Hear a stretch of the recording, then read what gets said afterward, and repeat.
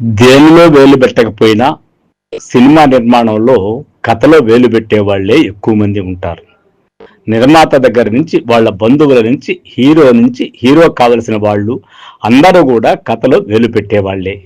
నిజానికి దర్శకుడో లేకపోతే కథకుడో ఒక కంటెంట్ అనుకుని వచ్చిన తర్వాత తనకంటూ కొన్ని ఐడియాలు ఉంటాయి. వాటిని ఇంప్లిమెంట్ చేసే స్వేచ్ఛ లేకుండా అందరూ జోక్యం చేసుకునే కథే సినిమా కథ.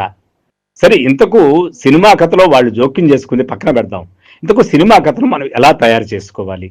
సినిమా కథ రాయడం అంటే కేవలం కథ చెప్పడమే కాదు, అది ఒక విజువల్ అనుభవంగా మార్చాలి. నాటకీయ నిర్మాణాన్ని కలిగి ఉండాలి. అంటే డ్రామాటిక్ సీన్స్ అనేటివి కథ నిండా ఉండాలి. అట్టని మొత్తం డ్రామాటిక్ సీన్సే ఉంటే కంటెంట్ మిస్ అయ్యే ప్రమాదం కూడా ఉంటుంది. కాబట్టి దేని యొక్క పాలు ఎంత ఉండాలో తూచినట్టు ఆచితూచి రాసుకోగలిగినటువంటిదే కథ. మంచి సినిమా కథ, ప్రతి ఒక్కరూ కథని మంచిదే అనుకుంటారు. ఎవరైనా వారి కథ మంచిది అనుకోకుండా చెడు ఎలా అనుకుంటారు? చెడు కథ అయితే వారు దాని మీద ఎందుకు వర్క్ చేస్తారు? కాబట్టి మంచి కథని అందరూ అనుకున్నప్పటికీ కనీసం మంచి కథకు ఉండేటువంటి లక్షణాలు ఏమిటి? మంచి కథ అనేది ప్రేక్షకుడిని మొదటి సీన్ నుంచి చివరి వరకు ఆకట్టుకునేలా ఉండాలా. ఇది ప్రాథమిక సూత్రం. నువ్వు కథ ఎంత బాగుంది, ఏం చెప్పావు, ఏం చేయలేవు, దీనిలో అది పొరపాటు ఉంది, ఇది అద్భుతంగా ఉంది అనేది కాదు. అక్కడ ప్రేక్షకుని ఎంతవరకు ఆకట్టుకుంటుంది అనేదే దానిలో ముఖ్యం. ఇక్కడ స్టెప్ బై స్టెప్ సినిమా కథ ఎలా రాయాలో కూడా మనం ఇప్పుడు తెలుసుకోవచ్చు. ముందుగా కోర్ ఐడియా అంటే థీమ్, కంటెంట్ ఏంటనేది మనం సెలెక్ట్ చేసుకోవాలి. కథ ఏ విషయాన్ని ఆధారంగా తీసుకోబోతున్నామో ఆలోచించుకోవాలి. ప్రేమ కథ తీయబోతున్నామా, పగ ప్రతీకారం మార్కు సినిమాను తయారు చేయబోతున్నామా, సామాజిక సమస్య మీద ఫోకస్ చేయదలుచుకుంటున్నామా, యుద్ధం గురించి చెప్పదలుచుకుంటున్నామా, లేకపోతే ఎవరైనా ప్రముఖుల యొక్క బయోపిక్ను మనం తీయాలనుకుంటున్నామా, కామెడీ, లవ్, ట్రయాంగిల్, ఏదైనా సరే ఏ రూపం మనం తీసుకోవాలనుకుంటున్నామో ఆ రూపానికి సంబంధించి క్లారిటీతో ఒక కంటెంట్ రెడీ అనుకుని దానికి సీన్ బై సీన్ నడుపుకుంటూ పోగలిగేదే ఉత్తమమైన కథగా మనం చెప్పుకోవచ్చు. ఉదాహరణకు, ఒక పేద వ్యక్తి ఎలా ఒక పెద్ద కంపెనీ CEO అవుతాడనేది ఒక ఇంట్రెస్టింగ్ పాయింట్ అనుకుందాం. దానిలో కూడా కథను మనము ఒక్కొక్కరు ఒక్కొక్క కోణంలో చెప్తారు. దర్శకుడు ఒక కోణంలో ఆలోచిస్తే కథకుడు ఒక కోణంలో ఆలోచిస్తాడు. ఈ రెండింటిని మిళితం చేస్తూ డబ్బు ఎలా వస్తుందని నిర్మాత ఆలోచిస్తాడు. అంటే ఈ ముగ్గురు కలుసుకున్నప్పుడు ఎవరి అభిప్రాయాలు వాళ్ళు ఎస్టాబ్లిష్ చేసుకుంటూ వెళ్ళి చివరిలో ఒక అభిప్రాయానికి వచ్చి దాన్ని కథారూపంగా వ్యక్తీకరిస్తారు. అది స్క్రీన్ ప్లే రూపంగా మార్చుకొని షూటింగ్కి వెళ్ళేదాకా ఆ కథ ఏ రూపంలో మొదలు పెట్టారో ఆ రూపంలో ఉంటుందని కూడా మనం చెప్పలేం. ఇక ఉదాహరణకు, ఒక ముస్లిం యువకుడు ఆలయంలో ఉద్యోగం పొందిన తర్వాత ఎదురయ్యే సంఘర్షణలు ఉంటాయనుకుందాం.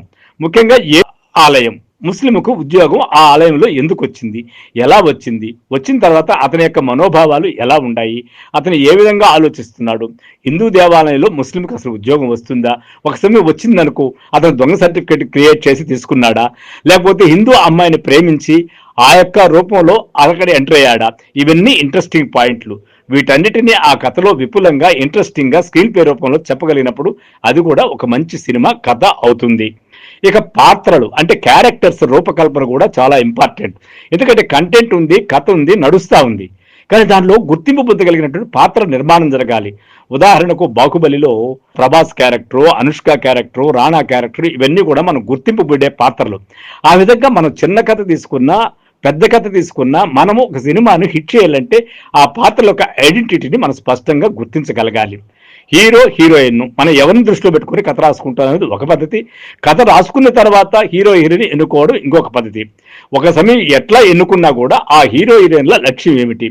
ఆమెది ప్రేమ, అతనిదేమన్నా పగ, లేకపోతే ఇద్దరి మధ్యలో ఏమన్నా టగ్ ఆఫ్ వార్ నడుస్తుందా, ఎమోషన్ డ్రామా నడుస్తుందా, ఇవన్నిటి కూడా మనము డీటెయిల్గా డిస్కస్ చేసుకొని ఒక గ్రూప్ డిస్కషన్ పెట్టుకొని స్క్రీన్ ప్లే ఆర్డర్ని ప్రిపేర్ చేయాల్సి ఉంటుంది.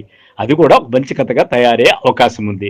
విలను లేదా ప్రతినాయకుడు ఎవరు అంటే విలను ఎలాంటి వాడు, అతనికి ఎలాంటి ఐడియాస్ ఉంటాయి, హీరోకి అతనికి ఎందుకు ఘర్షణ వచ్చింది, హీరోయిన్ వల్ల వచ్చిందా, హీరో వల్ల వచ్చిందా, హీరో ఫాదర్ యొక్క ఇన్సిడెంట్స్ వల్ల వచ్చిందా, లేకపోతే ప్రతినాయకుడికి సంబంధించి తెలుసో తెలియకుండా హీరో ఏమన్నా అటాక్ చేసినప్పుడు ఇతను పగను పెంచుకొని ఎప్పటికైనా సరే ఆ హీరోని నేను హతమారుస్తానని ఇతను ఒక ప్లాన్లో వెళుతూ ఉంటే ఎప్పుడు చివరికి కథలో హీరోనే గెలుస్తాడు. కాబట్టి ఆ హీరో అయ్యా నువ్వు అపార్థం చేసుకున్న ఇది ఫలానా అని చెప్పి హీరో గెలిచే సందర్భమా, ఏ విధంగా అయినా మనం కథను తయారు చేసుకోవచ్చు.